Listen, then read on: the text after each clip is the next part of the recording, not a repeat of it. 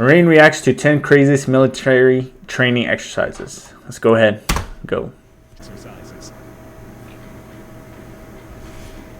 In 2012, a video surfaced of the Chinese military taking part in one of the most mind-boggling military exercises imaginable.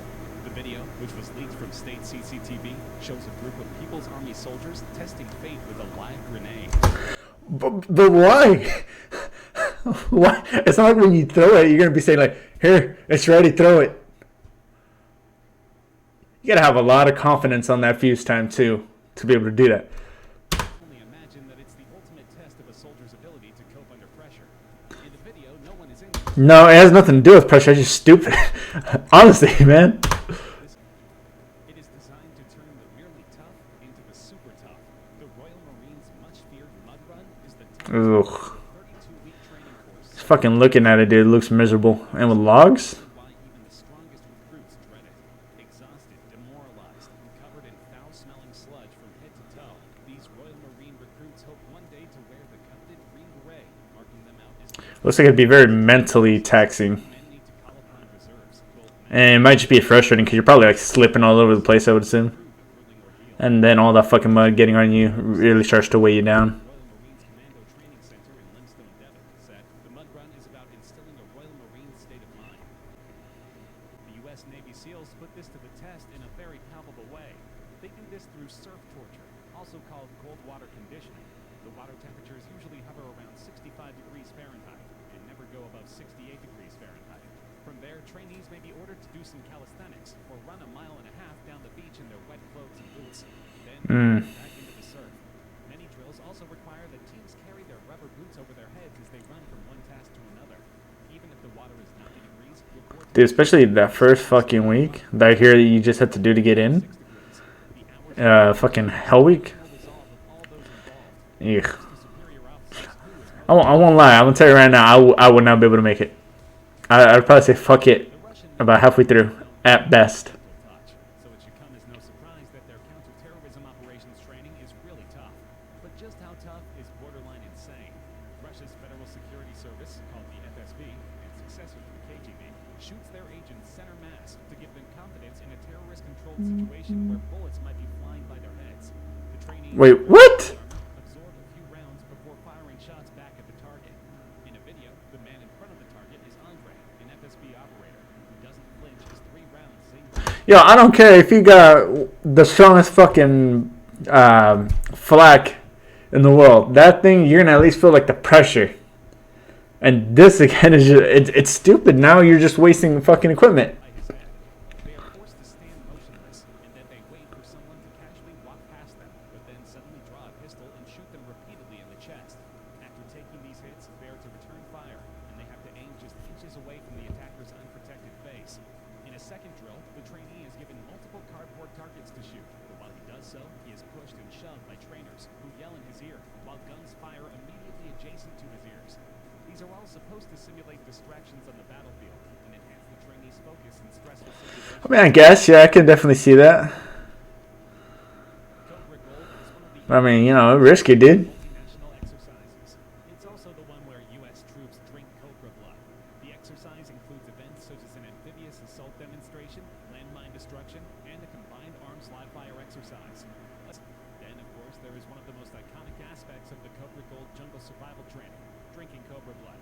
Royal Thai Marine instructors showed the troops how drinking the blood from the cobra can help them stay alive if there is no drinkable water. It can also provide essential nutrition. The pictures show the Marines with their heads tilted back and sticking I wouldn't do that. I don't care what anyone says, I ain't doing that. It's not for the squeamish, and even some hardened Marines appear to have their eyes tightly shut as they get their taste of the cobra blood.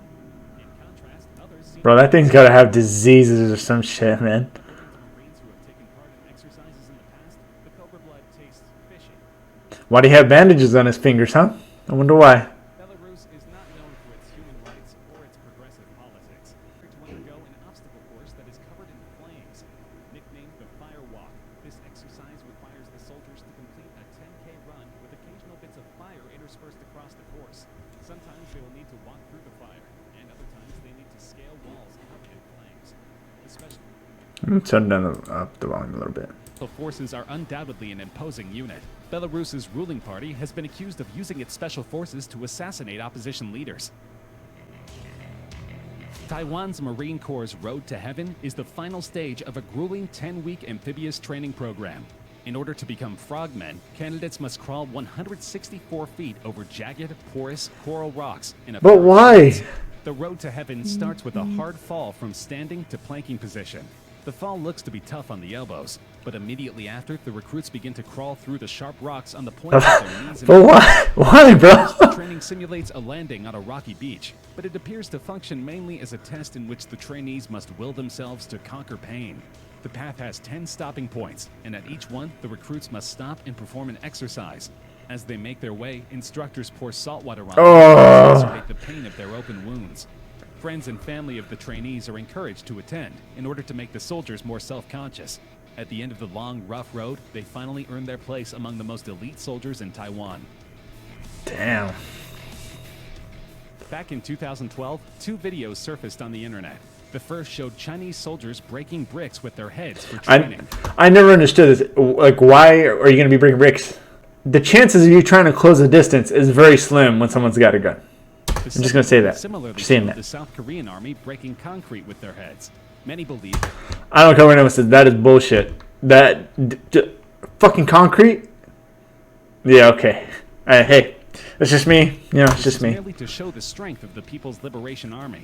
If combat were simply a matter of showmanship, then the PLA would be near invincible. But military officials are acknowledging that such displays have few practical applications and are reconsidering the amount of time that troops spend on such training. Told you. The shift is a small but symbolically important part of China's broader effort to modernize its military.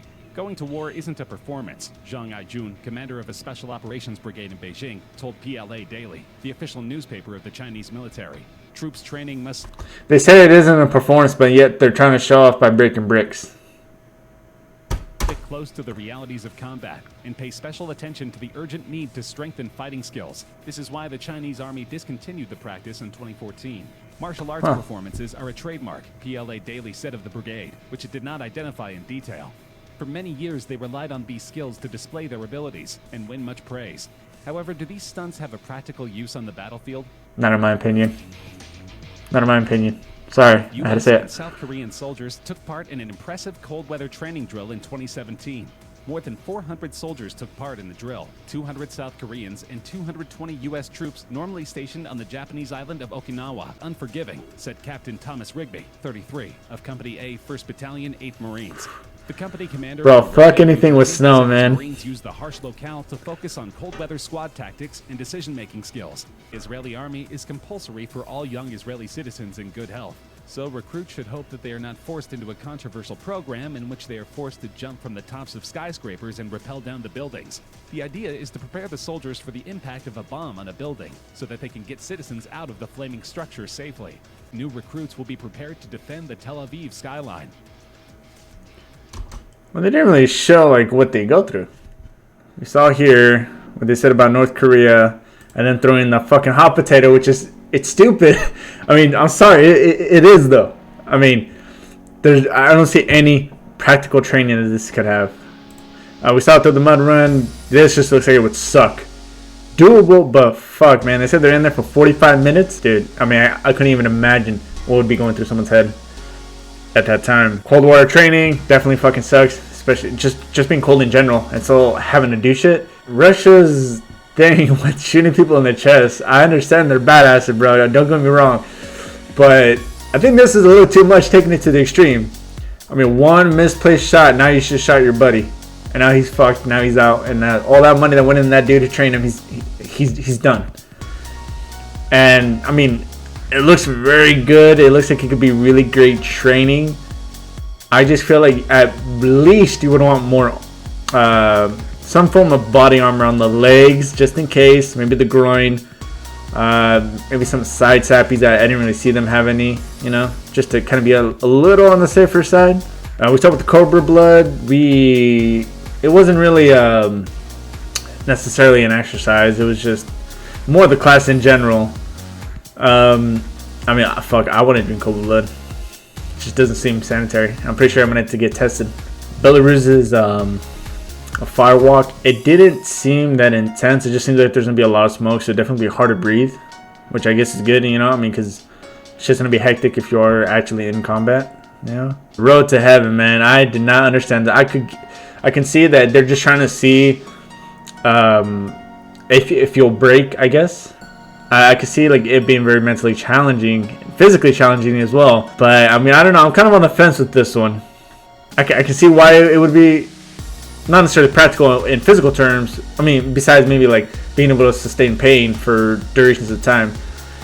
But also, I mean, I can't see it being like as you being able to move while you're injured, because depending on where you're injured, or even if it's just one leg, you can still kind of hop, which would be a lot faster than crawling. And so I'm a little bit on the fence with this one. And again, you got these guys breaking bricks, dude. I mean, they even phased it out. So you can really tell that a lot of this isn't going to really do much in today's world. Snow training with the Koreans, I believe they said. I forgot what island they said, but this would definitely be a great training exercise, you know, because you never know where you're going to go. And if your unit specifically trains in these type of environments, this would be very good. Because it would be foreign to you, and it would be in necessarily like the same like snowy environment if that's to an area where you're going. And it doesn't seem like they put any of these necessarily in order, so there isn't really one that I can see. They talked about the Israelis a little bit. They didn't really get too much into detail with them, so I mean, I don't know what to say on that, honestly. But if I had to pick one, I would say it would be the one with the heaven walk. I feel like this would probably be the toughest exercise, specifically just isolating this, not like a whole training program, but this might be the hardest one. Alright, so that's it for this video. Give it a like if you liked it, dislike if you didn't, comment if there's something that you want me to change. Really helps me improve the channel. I'm going to post the link to the original video down in the description below. And until then, I'll see you on the next one. Bye.